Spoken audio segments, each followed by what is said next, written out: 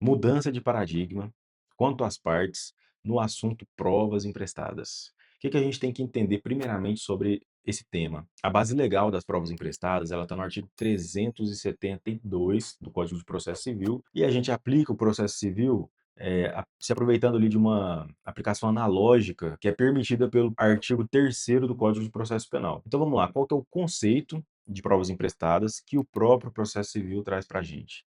O juiz poderá admitir a utilização de prova produzida em outro processo, atribuindo-lhe o valor que considerar adequado, observando o contraditório. Pela leitura desse dispositivo, a gente entende que a prova que ela é emprestada, ela é produzida em outro processo, pelo crivo do contraditório, da ampla defesa, entre aquelas partes que estão ali se relacionando naquele processo, né, naquela relação jurídica, e ela é trazida para o processo penal. Só que como que ela é trazida para o processo penal? Ela é corporificada, seja uma prova testemunhal, uma prova pericial, que está lá no processo civil ou em algum outro processo, ela é corporificada em documento e trazida para o processo penal. Só que isso não mexe na natureza da prova. A prova ela vai continuar sendo testemunhal, ela vai continuar sendo pericial, ela vai continuar sendo tendo a natureza daquela prova que ela foi produzida naquele outro procedimento, naquele outro processo, né, melhor dizendo. E a mudança de paradigma relevante que a gente tem do STJ quanto às partes se deu no RESP 617428 e consiste na antigamente, né, antes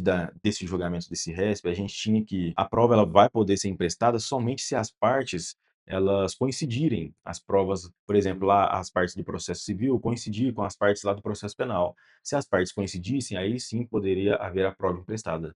Só que agora não precisam ser as mesmas partes para utilizar desse instituto da prova emprestada. Então, partes diferentes, mas que de alguma forma possuem relação com aquela prova produzida em outro processo, vai poder pegar essa prova e trazer essa prova para o processo penal. Isso tem fundamento na celeridade, na eficiência do processo penal, na duração razoável do processo, na medida em que garante o mesmo resultado útil, só que em menor tempo. Agora, qual que é o principal ponto aqui, o ponto central, né, o ponto chave que a gente tem que levar para a prova além dessa mudança de paradigma?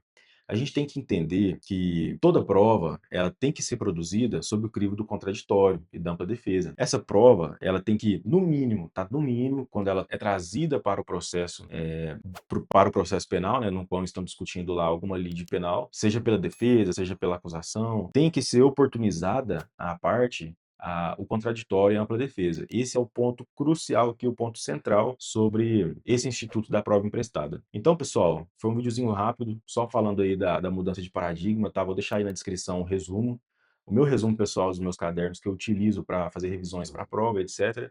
E futuramente eu vou trazer mais vídeos aí explicando os demais institutos, até do processo penal e outros ramos do direito também, principalmente sobre provas.